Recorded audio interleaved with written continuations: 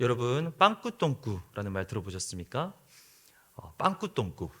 지붕 뚫고 하이킥이라는 시트콤에서 어린 여자애가 다른 사람들을 경멸하면서 사용했던 용어입니다.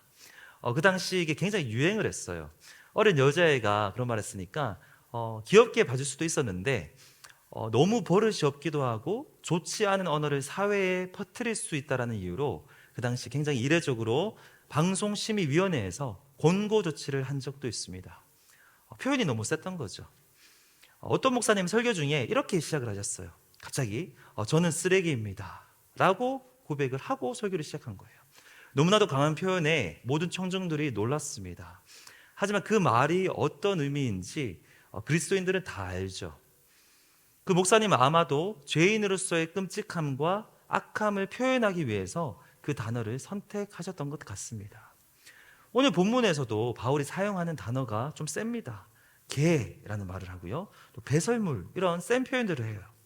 특별히 이 배설물은 아주 더러운 찌꺼기, 일반적인 갈비지보다 더 더러운 겁니다. 오물, 심지어 우리가 알고 있는 dung, 덩을 가리키는 표현입니다. 그렇게 많이 쓰이는 단어예요. 단어가 좀 세죠. 특히 여기서 개라는 표현은 과연 누구를 가리키는 것일까? 오늘 본문을 이해하는데 굉장히 중요한 역할을 합니다. 당시 예수님을 믿으면서도 여전히 구약의 율법과 할례를 강조하는 사람들이 있었습니다. 유대주의자라고 불렀어요. 심지어 예수님을 믿는 사람들 중에서도 그러한 사람들이 있었습니다. 이들은 여전히 율법을 강조하면서도 나중에 예수님을 믿게 된 이방인들에게까지 할례를 강요했어요. 할례 받아야 되고 구약의 율법을 지켜야 구원에 이를 수 있다고 집요하게 가르쳤습니다. 예수님의 십자가 복음을 인정하면서도 그것으로 충분하지 않다는 거예요. 그런데 아닙니다. 틀렸어요. 바울은 이와 같은 유대주의자들을 가장 경계했습니다.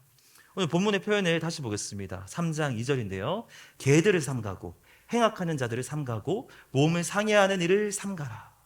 삼가라는 표현을 3번 반복하고 있죠. 그만큼 이 사람들을 조심하라는 것입니다. 위험한 존재들이기 때문입니다. 개들을 삼가라라는 표현을 보면 지금은 우리가 개들을 좋아합니다. 사랑스러운 존재, 친근한 존재, 사람들에게 굉장히 충성스러운 동물로 우리가 보지만 당시에는 조금 달랐어요.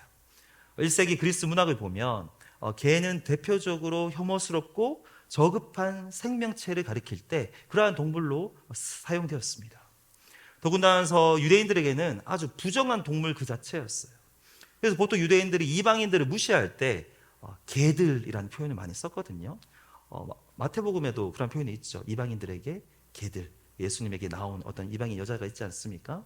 그런데 반대로 바울이 지금 유대주의자들에게 개라는 아주 강한 표현을 쓴 거예요.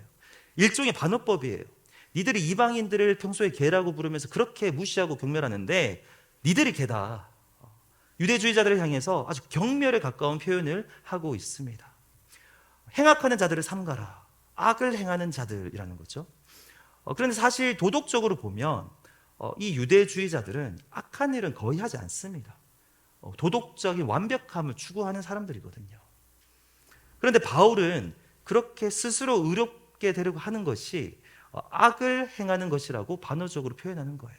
너희들이 선을 행하는 것, 선한 행위를 행하는 것 그 자체는 좋은 것이지만 이 선행을 통하여서 의롭게 되려고 한다면 사실 하나님 앞에서 악을 행하는 거나 마찬가지다라고 강조하는 겁니다.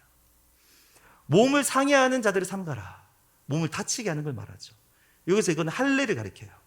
할례 다 아시죠? 오늘 우리가 알고 있는 포경수술과 같은 겁니다. 살을 잘라내잖아요. 그래서 지금 바울이 이렇게 표현을 했어요. 특별히 바울은 이것을 몸을 다치게 하는 행위라고 부정적으로 표현합니다. 사실 그런데 그 구약의 율법을 보면 그런 구절이 있거든요. 이방인 제사장들이 유대인들은 아니죠. 근데 이방인 제사장들은 가나안 백성들 막 자기의 몸을 상해하고 자기의 몸을 막 이렇게 해치면서 이제 우상을 섬기고 제사하는 그런 풍습이 있었어요. 근데 그것들을 본받지 말라라고 하면서 몸을 상해하지 말라라는 표현을 쓰거든요. 그런데 지금 그 표현을 그대로 가지고 온 겁니다. 바울은 지금 이 시대의 할례를 강요하는 것은 너희들이 그렇게 혐오하던 이방 제사장들의 행위와 다를 바 없다라고 강하게 말하고 있는 거예요. 바울은 계속해서 이렇게 강한 표현들, 센 표현들을 하고 있는데, 사실 바울은 사역을 할 때 굉장히 유연한 스타일의 사역자거든요. 관용을 굉장히 강조합니다. 조금 다른 거는 그냥 다 인정해줘요. 그들의 문화를 어느 정도 인정해주고, 본질이 아니라면 뭐 나를 지키는 문제 그냥 편한 대로 하고, 음식 먹고 안 먹고의 문제 그렇게 따지는 사람이 아닙니다. 그런데 진리의 문제에 있어서, 특별히 이 구원과 관련된 문제에 있어서는 이 바울은 무서울 정도로 단호한 사람이에요. 예를 들면 갈라디아서라는 편지에서 바울은 이런 비슷한 류의 거짓 가르침을 다른 복음이라고 말하면서 저주를 받을지어다 라고 아주 강하게 표현하죠. 그리고 그 같은 편지 5장에 보면 이런 말도 해요. 율법 안에서 의롭다함을 얻으려 하는 너희는 그리스도에게서 끊어지고 은혜에서 떨어진 사람들이다 라고 아주 무섭게 표현을 합니다. 예수님께서 하신 일의 효과를 약화시키고 그리스도를 흐리게 하는 모든 시도를 바울은 강하게 거부해요. 3절에서 바울은 자신들이 그들과 반대되는 점을 강조하고 있습니다. 이렇게 표현하죠. 하나님의 성령으로 봉사하며 그리스도 예수로 자랑하고 육체를 신뢰하지 아니하는 우리가 곧 할례파다. 그래서 우리가를 강조하거든요. 저들은, 유대주의자들은 껍데기만 할례받은 사람들이지만 사실은 우리는 마음의 할례를 받은, 우리가 진짜 할례받은 사람들이다라고 이야기하는 거예요. 시대가 바뀌었습니다. 구약의 시대가 아니라 신약의 시대입니다. 할례를 받고 구약의 율법을 지킨다는 것이 하나님의 백성이 되었다는 증표나 어떤 사인이 아니에요. 이제는 성령으로 예배하는 시대예요. 성령으로 봉사하는 시대입니다. 율법이 아니라 그리스도 예수를 자랑합니다. 우리의 의가 아니라 그리스도의 의를 의지하는 시대예요. 할례와 율법 행위를 신뢰하지 않고 오직 하나님의 은혜를 신뢰합니다. 이것이 하나님의 백성의 표지이자 사인이라는 거예요. 이런 의미에서 바울은 율법을 의지하고 육체를 신뢰하는 개들을 조심하라고 경고하고 있습니다. 그러면서 바울은 이제 자신의 이야기를 시작하고 있거든요. 만약에 저 사람들의 방식대로 율법을 신뢰하는 것으로 따지면 바울 자신은 더욱 그러한 사람이라는 거예요. 바울의 이야기를 한번 들어보겠습니다. 태어난 지 8일 만에 할례를 받았대요. 구약의 율법 그대로. 그리고 이스라엘 민족 중에서도 자신은 베냐민 지파라고 강조를 합니다. 히브리인 중에 히브리인이라는 것이죠. 당시의 유대인들 중에는 자신의 지파를 정확히 모르는 사람들이 많았어요. 유대인인 것 같은데 이렇게 족보가 애매한 거예요. 예를 들면 사마리아 시대도 있었고 내려오면서 이렇게 이방인들과 많이 섞여 있었던 거죠. 스스로 유대인이라고 주장하지만 사실은 정통 유대인들이 아닌 사람들도 많았거든요. 그런데 바울은 베냐민 지파, 족보가 확실한 정통 유대인이었습니다. 율법으로는 바리새인이라고 자신을 얘기하고 있어요. 당시에 가장 엄격하면서도 가장 인정받던 율법의 학파가 바리새파, 그리고 그 중에 가장 존경받던 당대 최고의 선생이 가말리엘이라는 이제 랍비였는데 그 제자가 바로 바울이었거든요. 오늘날로 따지면 내가 하버드 대학 출신이고 그 중에 가장 유명한 교수의 제자였다는 거죠. 열심으로는 교회를 박해했던 경험도 있습니다. 당시에 율법의 진심이었던 사람들은 다 교회를 박해했어요. 근데 바울은 회심하기 전에 그 일에 가장 앞장섰던 사람입니다. 그리고 바울의 표현으로는 율법의 의로는 나는 흠이 없는 자다. 율법을 준수하는 것을 기준으로 하면 자신은 거의 완벽했다는 거예요. 그들의 기준으로 하면 바울은 더 완벽한 사람입니다. 저 유대주의자들은 과거에 자신에 비하면 잔발이었다는 거예요. 그런데 자신은 이제는 아는 거죠. 그렇게 열심히 했던 것들이 이제는 의미가 없고 이제는 달라졌다라는 것을 고백합니다. 7절부터 9절까지가 바울의 진정성 있는 고백이고요. 오늘 본문의 하이라이트입니다. 7절부터 9절까지 조금 길지만 우리 천천히 우리 한 목소리로 우리 같이 읽어보겠습니다. 그러나 무엇이든지 내게 유익하던 것을 내가 그리스도를 위하여 다 해로 여길 뿐더러 또한 모든 것을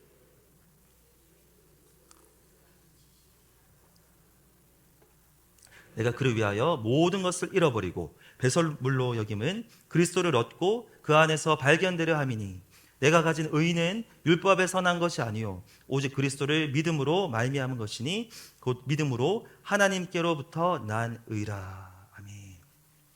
먼저 7절을 보겠습니다. 무엇이든지 내게 유익하던 것을 해로 여긴다고 고백하고 있어요. 그리스도를 위해서. 여기서 유익하던 것은 바울이 먼저 고백했던 자신의 종교적인 자산을 가리킵니다. 종교적으로 유익하던 것을 이제는 해로 여긴다는 거죠. 할례 받았던 거, 민족적인 자부심, 율법, 방향은 달랐지만 그래도 열심을 다했던 그 열정, 그리고 도덕적인 삶, 이런 것들이 바울에게 의로움을 주지 못했다는 것을 바울은 이제 알아요. 평생 그것들을 의지하고 자랑하며 달려왔지만 그게 답이 아니라는 것을 깨달은 겁니다. 하나님 앞에서 의롭게 서기 위한 유일한 해답은 예수 그리스도 한 분밖에 없다는 것을 바울은 깨달은 겁니다. 오늘날의 상황으로 적용하면요, 종교적인 자산 이런 거죠. 나는 어릴 때부터 교회를 다녔습니다. 기독교 집안에서 태어났습니다. 우리 집은 3대째 기독교 집안입니다. 이런 말 많이 쓰잖아요. 저도 한 3, 4대 정도 되거든요. 아니면 가족들과 친척들이 모이면 목사님들과 장로님들이 질비합니다. 목사님 아들입니다. 아니면 나는 선교사님 아들입니다. 학벌로도 최고입니다. 여기선 종교적인 유익이니까 하버드보다는 우리 교단에서 가장 인정받는 신학교를 나왔습니다. 열심으로 따지면 내가 이때까지 교회 봉사는 빠지지 않고 했고 어려운 것도 다 맡아서 했던 사람입니다. 헌금도 많이 했습니다. 교회에서 평판도 좋고 사회적으로도 도덕적으로도 훌륭한 사람입니다. 이런 거예요. 여기 이런 분들 계십니까? 훌륭한 거죠. 이런 분들 종교적으로 굉장히 훌륭한 스펙을 가지신 분들, 아니면 여전히 이런 종교적인 자산을 쌓으려고 노력하시는 분들 계세요. 바울이 이쪽 방면으로는 거의 완벽한 사람이었거든요. 근데 그게 답이 아니었다는 거예요. 의롭게 되는 데 있어서 무익하다는 겁니다. 오히려 해로 여긴다고 고백하고 있어요. 질문이 들어요. 아니 그러면 의롭게 되기 위해서 좋지는 않다라고 얘기할 수도 있는데 왜 굳이 해로 여길까?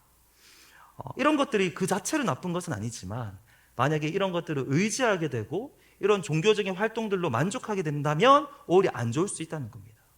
진정한 구원의 길이신 예수님을 의지하고 아는데 방해가 된다는 거예요. 8절 전반부에서 바울은 같은 고백을 반복합니다. 우리 8절 앞부분 우리 같이 읽겠습니다. 또한 모든 것을 해로 여김은 내 주 그리스도 예수를 아는 지식이 가장 고상하기 때문이라. 아멘. 7절의 내용과 같은 내용이지만 더 강조하고 있어요. 종교적인 자산뿐만 아니라 이게 더 중요한데요, 모든 것을 해로 여긴답니다. 정확한 번역은 그 밖의 모든 것, 종교적인 것뿐만 아니라 모든, 이 세상의 모든 것, 인생의 모든 것을 해로 여긴다고 고백합니다.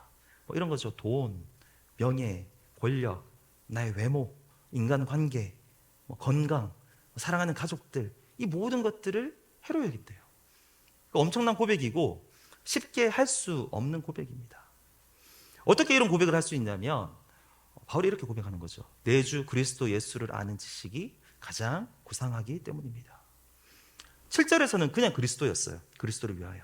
근데 8절에서는 내 주 그리스도 예수라고 더 생생하게 고백하고 있습니다. 나의 주님 예수 그리스도, 나의 주님이라는 거죠. 여기서 그리스도 예수를 안다고 할 때 성경에서 이 안다라는 단어의 어원은 사실 단순히 지식적인 건 아니에요. 경험적인 알미예요. 인격적으로 예수님을 알아가고 경험하는 것, 그것이 가장 나에게는 고상하고 귀한 것입니다 라고 바울이 지금 고백하고 있습니다. 이 세상에서 누릴 수 있는 그 모든 것들을 다 합쳐도 예수님을 아는 것에 비하면 아무것도 아니라는 거예요. 예를 들면 이런 겁니다. 실제적으로 좀 와닿을 수 있을 것 같아요. 원래 지금 그 일론 머스크가 최고의 부자였죠. 근데 얼마 전에 이제 대선이 이제 지나면서 앞으로 더 큰 부자가 되겠죠. 그러면 일론 머스크의 부 플러스 지금 전 세계에서 가장 힘이 센 사람은 미국 대통령이니까 미국 대통령의 권력 다 같이 가지고 있는 거예요. 그리고 가장 내가 흠모하고 좋아하는 배우의 외모 누구십니까? 예를 들면 장동건, 좀 젊은 사람들은 그렇게 얘기하겠죠. 아니면 나훈아, 이런 분들 사람이 좀 다를 수 있으니까요. 너무 올드한가요? 나훈아. 아니면 여자분들은 김태희, 아니면 더 젊은 친구들은 아이유, 저 위에 계신 분들은 하춘아, 아닌가요? 이런 분들, 내가 가장 원하는 그 외모도 가지고 있는 거예요. 그리고 명예도 있습니다. 그리고 아프지도 않아요. 건강도 합니다. 근데 이런 거를 다 합쳤는데 예수님을 아는 지식만큼 안 된다는 거예요. 동의가 되십니까? 동의가 되세요? 아니면 동의는 되는데, 머리로는 동의가 되는데 실제로 그러하십니까? 실제로 한번 생각해 봤으면 좋겠어요. 만약에 내가 정말로 그 모든 것들을 가졌어요. 부자고 건강하고 다 있습니다. 그런데 예수님은 몰라요. 근데 아니면 반대로 난 아무것도 없습니다. 살면서 또 모든 걸 다 잃어버렸습니다. 근데 이제는 예수님을 아는 거예요. 그 그리스도를 통하여서 의롭게 되었고 하나님의 자녀가 되었습니다. 한번 좀 극단적이긴 하지만 비교하자면 무엇이 더 귀한 것입니까? 바울은 같은 내용을 세 번째로 반복하고 있어요. 8절 후반부부터인데요.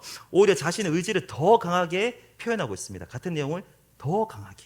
우리 내가 그를 위하여부터 같이 읽겠습니다. 내가 그를 위하여 모든 것을 잃어버리고 배설물로 여김은 그리스도를 얻고 그 안에서 발견되려 함이니. 아멘. 해를 여기는 정도가 아니라 실제로 모든 것을 잃어버렸다는 거예요. 지금 바울에게 세상적인 관점에서 남아있는 것은 아무것도 없습니다. 지금 다 잃어버리고 감옥에 갇혀 있어요. 근데 바울은 그것을 아까워하거나 그리워하지 않습니다. 그런 경험들 다 있잖아요. 정도의 차이는 있겠지만 인생을 살다 보면 자신의 잘못된 선택으로 아니면 실수로 손해를 볼 때가 많아요. 순간의 선택의 실수로 사기를 당할 수도 있고요. 거액의 돈을 잃어버릴 수도 있습니다. 원하는 대학에 가지 못할 수도 있어요. 갈 수 있는데 선택의 실수로 원하는 대학에 못 가는 경우, 아니면 나의 작은 실수로 소중한 사람들을 잃어버릴 수도 있습니다. 건강을 잃어버릴 수도 있습니다. 그런데 만약에 그런 실패와 손해를 통해서 나의 마음이 낮아져서 예수님을 만나게 되었다면 그러한 것들도 아깝지 않다는 것이죠. 결국에 예수님이 가장 귀하신 분이니까요. 만약에 그것들 때문에 내가 예수님을 못 만나게 된다면 그것이 오히려 해가 된다는 거예요. 근데 여기서 바울은 해 정도가 아니라 배설물로 여긴대요. 아주 강한 표현이죠. 오물, 그냥 진짜 똥 이렇게 여긴다는 겁니다. 나머지 모든 것들을. 왜 그렇게까지 하는가? 내가 예수 그리스도를 얻고 그 안에서 발견되기 위해서 나는 그렇게 한다. 아주 적극적인 태도입니다. 예수님을 이제는 아는 정도가 아니라 그를 얻고 쟁취한다는 거죠. 예수님을 소유하고 싶을 정도로 그리스도를 갈망하고요. 그 안에서 발견되고자. 예수님 안에서 발견된다는 것은요, 하나님에 의해서 그렇게 보여진다는 거예요. 내가 예수님 안에서 발견된다는 말은 하나님의 시선과 하나님의 관점을 말하는 겁니다. 내가 예수님을 의지해서 그리스도를 얻게 될 때 하나님은 우리를 보실 때 예수님 안에서 보신다는 거예요. 그러면 우리는 예수님 안에서 발견될 겁니다. 우리는 여전히 부족하죠. 아무리 우리가 신앙이 성장해도 마지막 그날에 우리는 부족합니다. 주님 보실 때 그 배설물 그 자체일 거예요. 근데 하나님께서 우리를 보실 때 그리스도 안에서 예수님의 의로 옷 입혀진 존재로 우리를 그렇게 봐주신다는 겁니다. 바울이 지금 완전히 깨달은 거예요. 예전에는 내가 율법을 통해서 그렇게 하나님께 나아가려고 했지만 소용이 없었는데 이제는 예수님을 통해서 하나님께 나아갈 수 있고 의롭게 될 수 있다는 겁니다. 그래서 바울에게 이 예수님이 그렇게 귀한 존재가 된 것입니다. 9절 읽겠습니다. 내가 가진 의는 율법에서 난 것이 아니요 오직 그리스도를 믿음으로 말미암은 것이니 곧 믿음으로 하나님께로부터 난 의라. 예수님을 통해서만 의롭게 될 수 있어요. 예수님을 믿을 때 예수님이 이루신 그 의가 하나님으로부터 우리에게 주어지는 거예요. 우리가 그 의라는 것을 위해서 이렇게 뭔가를 하는 게 아니고요. 예수님을 믿을 때 주님께서 이미 이루신 그 의가 하나님께 주어지는 겁니다. 바울은 지금 자신을 의롭게 하신 예수님이 너무 귀한 거예요. 그 예수님을 알아가고 그 예수님을 경험하고 결국에 그 예수님을 얻게 되는 것이 그 인생에서 너무나도 중요하게 된 것입니다. 바울의 표현처럼 가장 고상한 일, 가장 귀한 일이 된 거예요. 그래서 다른 모든 것들은 상대적으로 귀하지 않게 된 거예요. 인생은 짧거든요. 시간과 우리의 에너지는 한정되어 있거든요. 예수님을 아는 것이 너무나도 귀하기 때문에 다른 모든 것들이 방해가 된다라고 이야기를 하고 있습니다. 그래서 나는 해로 여기고 심지어 배설물로까지 여긴다고 고백합니다. 이게 바울의 고백이에요. 이 고백이 이해가 되십니까? 예수님을 아는 것이 정말로 중요해요. 우리 지금 빌립보서를 계속 이렇게 나아가고 있는데 빌립보서 강의 첫 시간에 우리가 1장 1, 2절 가지고 나누었는데 1장 2절을 기억하시는지 모르겠어요. 다시 한번 읽어보겠습니다. 하나님 우리 아버지와 주 예수 그리스도로부터 은혜와 평강이 너희에게 있을지어다. 제가 다시 한번 더 축복합니다. 우리 성도님들의 매일의 삶 속에서 하나님의 은혜와 평강이 넘치시기를 진심으로 축복합니다. 근데 이런 구절도 있어요. 베드로후서 1장 2절 말씀도 우리가 함께 읽어보겠습니다. 하나님과 우리 주 예수를 알므로써 은혜와 평강이 너희에게 더욱 많을지어다. 아멘. 우리가 예수님을 알므로써 은혜와 평강을 더욱더 많이 누릴 수 있다는 거예요. 그리스도를 아는 것이 이렇게 중요합니다. 오직 예수님을 통해서 각종 은혜와 평강을 경험하는 거예요. 그렇기 때문에 바울은 여기에 방해가 되는 것은, 예수님을 아는 것에 방해가 되는 것은 내가 배설물로까지 여긴다고 고백합니다. 본문에서 3번이나 반복되는 여긴다라는 표현을 우리가 좀 짚고 넘어가야 될 필요가 있어요. 여긴다. 본문에 3번 딱딱딱 이렇게 나오거든요. 바울이 모든 유익하던 것을 해로, 심지어 배설물로 여긴다고 할 때는 실제적으로는 아닐 수 있는데 주관적으로 내가 그냥 그렇게 여긴다는 겁니다. 객관적으로 그 존재 자체가 해로운 것은 없어요. 그런 것은 없습니다. 성경적인 관점이 아니에요. 예를 들면 율법을 얘기할 때 성경은 오히려 율법을 선한 것이라고 얘기해요. 하나님께서 주신 선물이죠, 율법도. 우리에게 주신 많은 자원들이 있죠. 돈도, 건강도, 가족들도. 근데 그 자체로 나쁜 것들이 아니에요. 디모데전서 4장 4절 말씀을 보시면 하나님께서 지으신 모든 것이 선함에 감사함으로 받으면 버릴 것이 없다라고 분명히 이야기하고 있습니다. 그런데 지금 바울은 예수님을 알고자 하는 마음이 너무나도 크기 때문에 주관적으로 그렇게 여긴다는 거예요. 제가 고등학교 3학년 때 이제 3학년 올라가니까 한국에서는 수능 시험을 준비하잖아요. 고3에 특별히 준비합니다. 제가 1, 2학년 때까지는 많이 놀았어요. 그래서 한국에서는 야간 자율학습이라고 하는데 그것을 제대로 참석한 게 20%도 안 됩니다. 나가서 당구 치고 시내 나가서 놀고 하되 그렇게 했거든요. 그래서 부모님한테는 거짓말을 많이 하고 모의고사 점수. 근데 이제 고3이 되니까 내가 이제 입으로 했던 그 점수를 갭을 메꿔 넣어야 되잖아요. 그래서 이제 고3에는 내가 진짜로 공부하겠다. 그래서 마음을 먹고 정말로 열심히 모든 것을 끊고 공부를 했습니다. 그러다가 가끔씩 이제 머리도 식혀야 되니까 한 1, 2월 정도 돼서 2월 정도에 그래도 당구 한번 치고 오는 건 괜찮겠지 하고 오랜만에 야간 자율학습을 이제 몰래 빠져나와서 평소에 같이 이제 즐기던 친구랑 한 게임 치고 오자라고 했는데 안 간다는 거예요. 얘도 같이 이제 고3이니까 공부를 열심히 하는 거죠. 그래? 그러면 오지 마. 이해하고 존중하고 다른 친구들 데리고 가려고 딱 하는데 제 뒤통수에 대고 그 친구가 하던 말이 지금도 기억에 남습니다. 너는 임마 글렀다. 글렀다는 거예요. 그 정신 상태로 너는 지금 한 번 간다고 생각할 수 있지만 그 정신 상태로 수능 쳐가지고 준비해가지고 대학 가기는 글렀다는 거예요. 그런 정신 상태로. 제가 처음에 어이가 없었죠. 아니 같이 치던 사람이 갑자기 자기만 이렇게 얘기하니까 이해가 안 갔습니다. 제가 다시 한 번 더 말씀드리지만 당구가 나쁜 게 아니거든요. 당구 스포츠예요. 아주 두뇌 발달에 도움을 주고 굉장히 치매를 예방할 수 있는 굉장히 건강한 스포츠입니다. 저희 예전에 한국에서 당구장 운영하셨던 우리 집사님도 계시지만 그런데 그 친구는 그 당시 수능이라고 하는 그 중요한 가치 때문에 그 당시에 그 순간에는 그 친구에게는 그게 해였던 거예요. 그 친구는 그것을 해로 여겼던 겁니다. 이런 걸 얘기하는 거예요. 그 친구는 나중에 공부 잘해가지고 지금 의사가 되었습니다.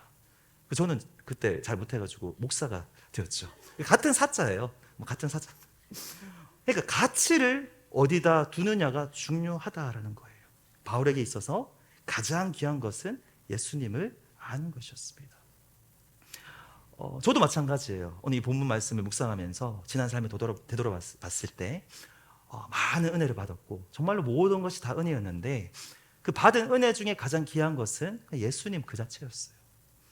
하나님께서 아들 되시는 예수님을 주셨잖아요.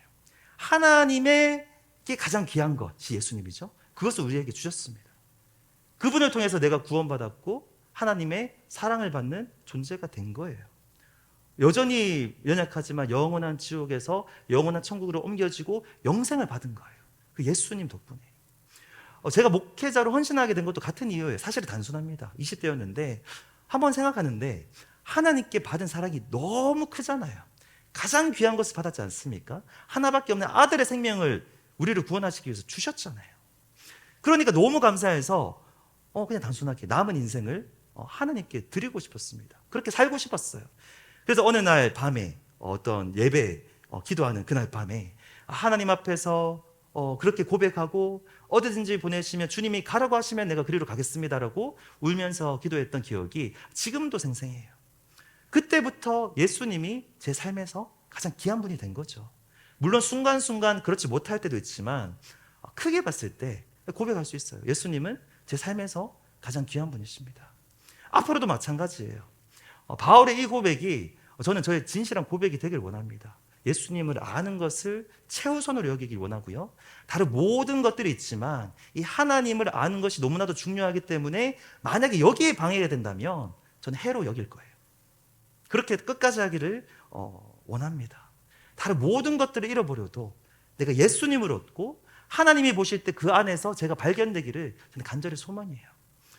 여러분은 어떻습니까? 바울처럼 내게 유익하던 것을 해로 여기고 예수님을 아는 것을 지금 가장 귀한 것으로 여기고 계신가요? 예수님을 아는 것에 방해가 된다면 배설물로 여길 정도로 예수님을 얻고자 하는 그 간절한 소망, 그 갈망이 있습니까? 오늘 본문에서 이 바울의 고백이 실제 저와 여러분의 고백이 되기를 주님의 이름으로 축복합니다. 근데 이게 사실 도전이 되는 것은 분명해요. 오늘 본문 말씀. 다른 모든 것들을 해로 여기겠습니다. 내 마음에서 주관적이지만. 그래서 바울도 오늘 오늘 본문에서 명령하지 않아요. 자신의 고백을 담담하게 나눌 뿐입니다. 제가 고민을 해봤습니다. 이것이 더욱더 우리에게 생생하게 와닿고 머리로 동의되는 정도가 아니라 실제적인 진실한 우리의 고백이 되기 위해서는 우리가 어떻게 생각해야 될까? 이 도전을 해결할 수 있는 두 가지 방식이 있습니다. 저에게도 지난날 나름대로 결단하고 이렇게 나아갈 때 이 두 가지 방식이 같이 적용되었던 것 같아요. 제 마음에서. 이 둘 중에 하나를 취하셔도 되고 이 두 가지를 같이 생각하셔도 됩니다. 첫 번째, 이 도전을 해결하는 첫 번째 생각하는 방식은요, 그리스도의 십자가 사랑에 감격하는 거예요. 단순하지만 예수님의 십자가 사랑을 정말로 깊이 있게 생각해 보자는 거죠. 하나님의 아들이신 그 예수님이 정말로 배설물 그 자체인 나를 사랑하셔서 이 땅에 오시고 나의 죄를 대신해서 감당하시려고 고통받으시고 수치당하시고 십자가에서 죽으셨습니다.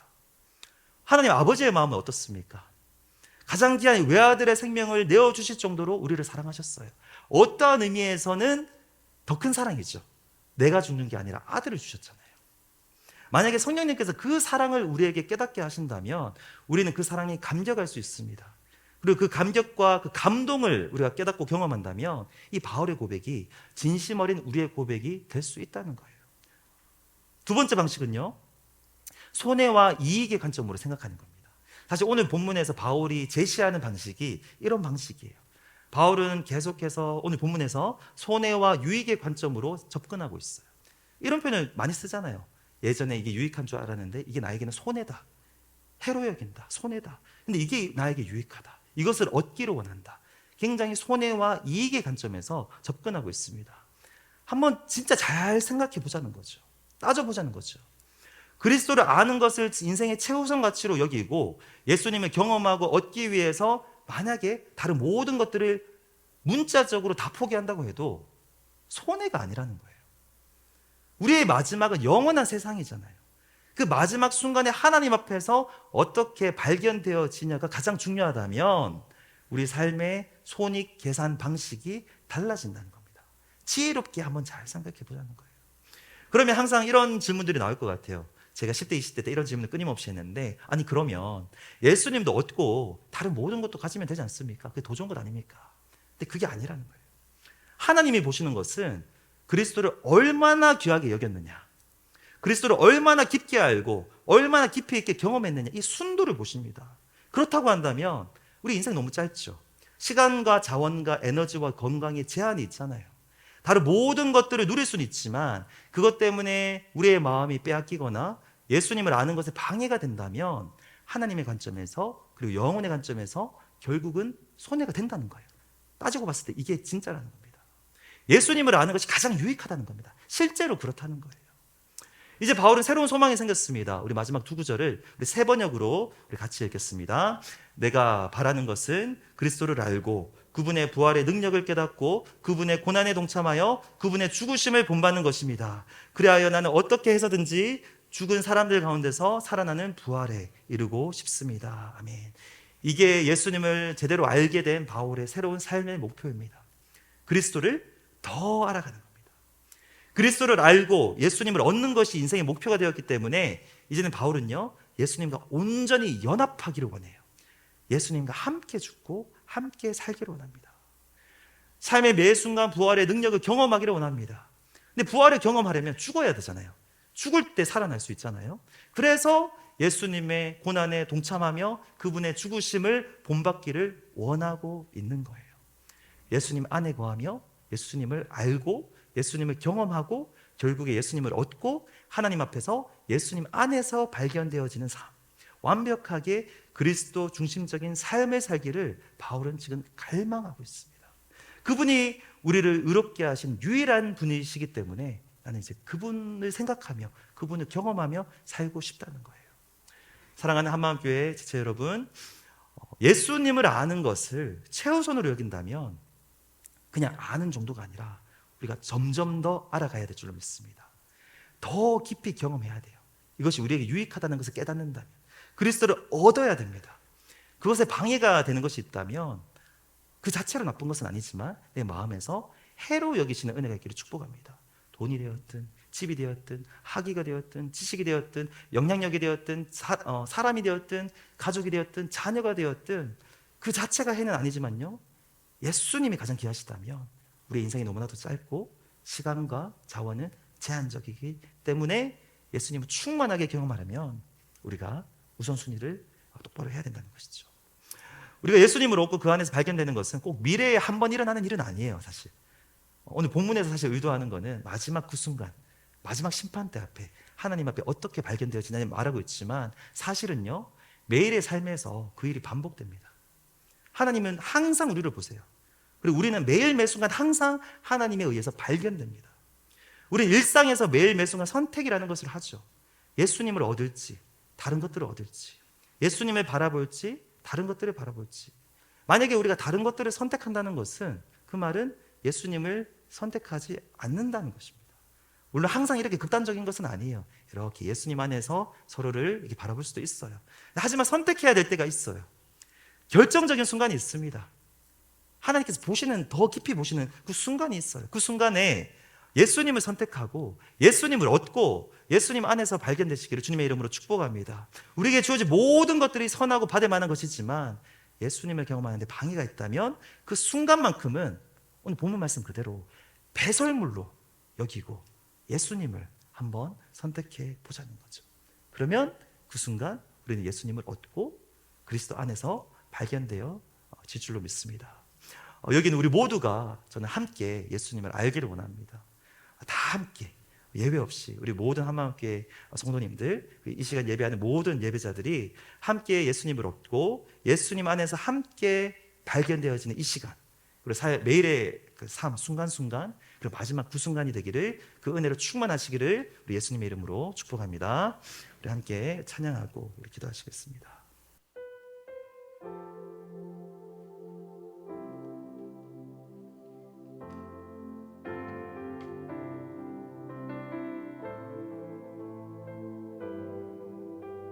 말씀에 바울의 고백이 저와 여러분의 고백이 되기를 원합니다. 찬양하실 때 하나님, 이 고백이 나의 고백 되게 하여 주시옵소서. 주님이 나의 가장 귀한 것 되십니다. 이러한 고백을 함께 올려드리기를 소망합니다.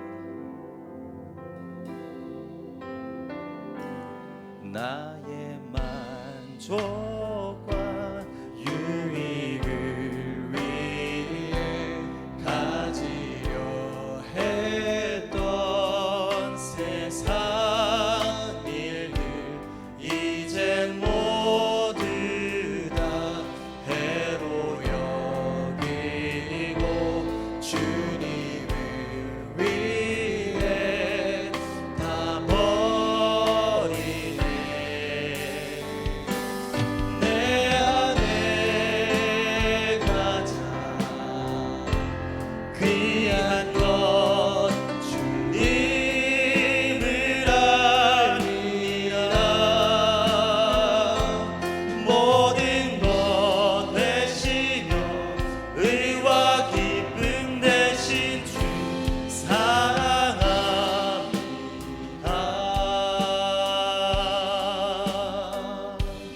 부활의 능력 체험하면서 주의 고난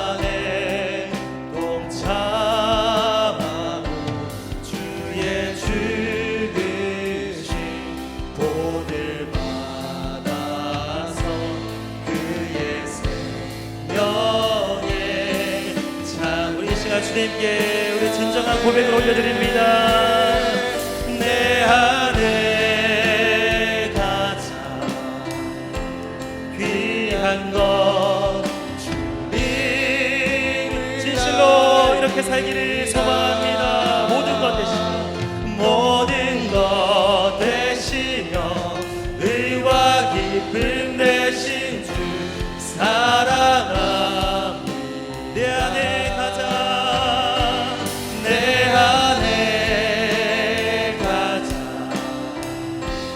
귀한 것 주님을 알미라. 모든 것 되시며 의와 기쁨, 모든 것 되시며 우리의 의와 기쁨이 되신 주님이십니다. 모든 것 되시며 우리 한 번 더 고백합니다. 우리의 모든 것 되시는 주님이십니다. 모든 것 되시며 의와 기쁨 되신 주 사랑합니다.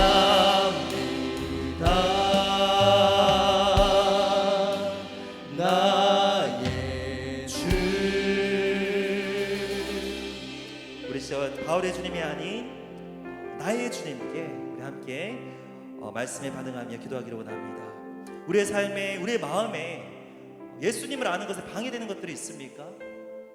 이제 그것들을 다시 한 번 더 생각해보게 하시고 그것을 해로 여기고 예수님만을 구하고 오는 우리 되게 하여 주시옵소서. 바울의 고백이 나의 진심 어린 고백이 되기를 원합니다. 함께 기도하시면 좋겠습니다. 나의 주님 되시는 예수 그리스도를 아는 지식이 가장 귀한 것 되기를 원합니다. 예수님을 아는 것에 방해가 된다면 어떤 것이든지 배설물로 여길 수 있는 새 마음을 부어주시옵소서. 그래서 예수님을 얻고자 하는 갈망으로 나의 마음이 충만케 하여 주시옵소서. 이런 제목으로 말씀 앞에 반응하며 함께 기도하며 나가시겠습니다.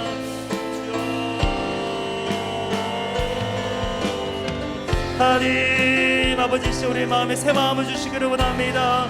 예수님을 아는 것을 가장 귀한 것으로 여길 수 있는 그 마음으로 다시 한 번 더 아버지 우리의 마음을 새롭게 하여 주시옵소서. 바울의 고백이 나의 고백이 되기 원합니다. 주님을 아는 것에 방해가 되는 것이 있다면 내 마음에서 그것을 해로 여기며 주님만을 얻고자 갈망하는 내 마음 될 수 있도록 주님 도와주시옵소서. 아니 매일매일 순간 주님 안에서 발견되기를 원합니다. 매일매일 순간 예수님을 얻기를 원합니다. 예수님을 쟁취하기를 원합니다. 예수님을 알고 예수님을 경험하고 아버지 예수님을 소유하는 내가 되기를 원합니다. 매일매일 순간 그 하나님 앞에서 예수님 안에서 발견되어지는 나의 매일매일 순간 되기를 소망합니다. 아버지 진짜 우리에게 새 마음을 주시고 예수님을 아는 것을 가장 귀한 것으로 여기는 우리 될 수 있도록 주님 도와주시옵소서.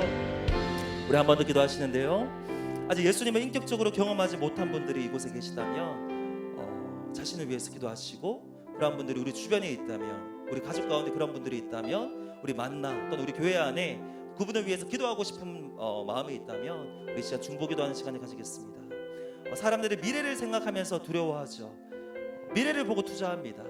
이 시간 영원한 미래가 있다, 영원한 세상이 있다라는 것들을 다시 한번 더 기억하고 그것에 투자하는 우리 되게 하여 주시옵소서. 다른 어떠한 것도 우리에게 영원한 유익을 주지는 않는데 오직 예수님만을 구하고 오직 예수님만을 통해서 영원한 유익을 다 함께 누리는 모든 나의 사랑하는 사람들, 나의 영혼, 우리 교회 모든 식구들 될 수 있도록 도와주시옵소서. 그분을 알고 성령님을 경험할 수 있도록 성령님 역사하여 주시옵소서. 우리 다시 한 번 더 함께 기도하시겠습니다. 하나님 아버지 기도합니다. 아버지 성령님이 시여 역사하여 주시옵소서. 하나님 영원한 미래를 바라볼 수 있는 그 눈이 뜨게 하여 주시옵소서. 가까운 미래만을 바라보며 유익을 구하며 아버지 그렇게 살아가는 것이 아니라 우리에게 주어진 영원한 미래가 있습니다. 영원한 세상이 있습니다. 그 영원한 유익을 보고 아버지 우리에게 영원한 유익을 주시는 예수 그리스도만을 구하며 살아가는 우리 되기를 소망합니다. 예수님을 믿을 때 하나님께서 주시는 의와 기쁨과 구원과 영생을 다 함께 경험하기를 소망합니다. 우리가 살아가는 모든 주변의 사람들, 우리에게 모든 아버지 함께 있는 그 교회 식구들이 아버지 그 예수님을 함께 알고 함께 영원한 유익을 누리며 살아갈 수 있도록 주님 도와주시옵소서.